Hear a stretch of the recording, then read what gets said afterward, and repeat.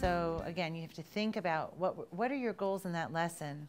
What do they need to know? So I put down here 3 issues that had to do with motor skill redesign. So 3 motor issues that I came up with when I'm thinking about what can students do or not do is, one is note-taking. How do they deal with note-taking? Another is they might not be able to get the microscopes out of the cabinets. Students in a wheelchair also might not fit under the lab bench. Note-taking. You know, I always figured students can get notes from each other. And I thought that, you know, if you really needed a note taker, you get one from Disability Services. There are a few problems with this. One is the students are embarrassed about their notes. They don't like to share them. So I wanted to come up with some alternative for note taking. So when I thought about my goals, what are my goals for note taking? One is for me to be able to provide a good representation of the notes for each class to the students. To give my drawings. I do a lot of drawings. And students, when they do note-taking, even if I tell them that their drawing has to take up at least a quarter of every page at each drawing, you get these tiny little drawings. I wanted to be able to get the notes to the students, and I wanted to give them more confidence. So there's 2 solutions, and one is Mimeo. So I'm going to show you Mimeo, which is why I have this thing recording. It records everything you write on the board. You can also record your voice with the notes. It can be enlarged on the screen, so someone who needs to see it in a bigger print, they can. And it turns out that when I give all these notes, it's the committed students who are the ones that use it. It's a little device that fits on the board. So it's, what is this, like a 2-foot by 2-inch device that runs up and down on the board. I can erase the whole board. You might hear the speakers on a little bit. She talks when I push the button. She'll say new page. So now if I want to draw something, if I want to draw a cell, I could draw the outline of a cell and hit tag page. Now you don't see what happens yet, but it made a copy of just the blank. Now I've got a blank for students to fill out. And I could put in the nucleus with its double membrane and nuclear pores, and I can put in DNA. And they have a nucleolus. And then I can start labeling. But if I tag the page again before I label, then all my labels will be on a different slide, and they could try to label at home. So I can say here, this is the nuclear,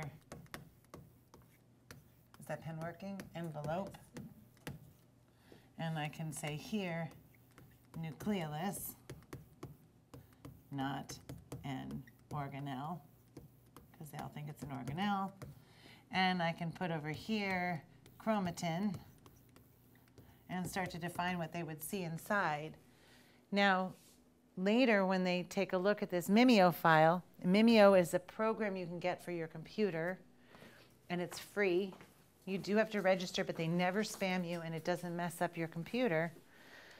If I go to take a look at it, I can hit the play mode and rewind to the beginning, and I can play it, and it writes everything back in the sequence that I did it. So they can see what I did and when, and they can also zoom in on it. I didn't show you that yet, but they can zoom in on it. Now, in addition, I can have it show in the multi-page form, and each time I pressed a button on there, it saved the screen, so they could print out each of these files separately, and they could annotate it, or they could just print the one that they want. Maybe they only want the summary one that's all done. That's fine, and they can print it in color. So they have all the same colors that I had on the board in class, and it's at least a quarter of the size of the page. You know, so at least they'll be able to see what it was later. Another thing that you can do when you print these out is we have in Disability Services, we have a machine that does raised letter drawings. So if you're doing drawings and you have a student, if you have the raised letter drawings, then what you can do is you get it printed. It's like a copy machine, but everywhere you have ink or some kind of density of color, it takes more heat, so it raises. How is it universal? Well, we've kind of talked about it. They can all access it. They can verify the accuracy of their own notes. They can catch up if they haven't been there. There are students who don't like to draw anything because they say they're not artists, and they can print out what I did, although I like them to draw it anyway. I don't care if it looks good.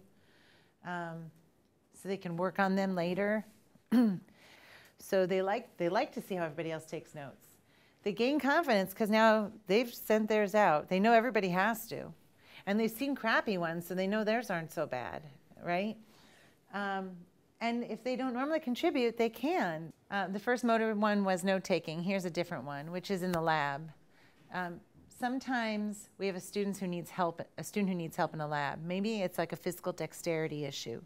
The problem is that when you have a room full of students, okay, when you have 24 students or 16 students, depending on whatever the class is, in your lab who are all needing your help, how can you possibly help the 1 or 2 students that need extra help?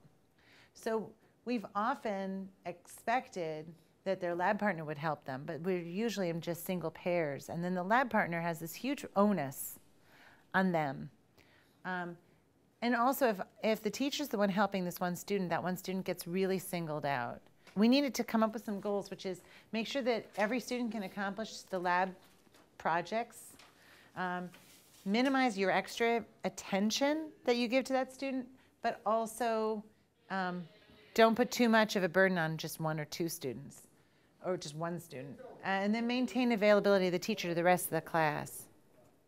So what we ended up doing is, when we had a class with a student like this, instead of letting them get in 2s, I always had them get in 3s. Now, if every group is a group of 3, they don't realize that it's not like the only group of 3 is the one with the student with the disability. So the lab partners can be assistants to each other. We can still, as faculty, help when needed, but now we don't have to spend an inordinate amount of time with one student. And because they work with their lab partners, they feel like everybody else in the classroom, and there's 2 students sharing the burden, so nobody feels like there's actually a burden. So how is it universal? Everyone's equivalent. Students without disabilities don't have to have the professor there all the time. You know, if you've got one lab partner and that lab partner needs assistance, well, then you're also working with the professor. They hate that. So you get rid of that. And you end up with normal camaraderie, like a normal community in your class.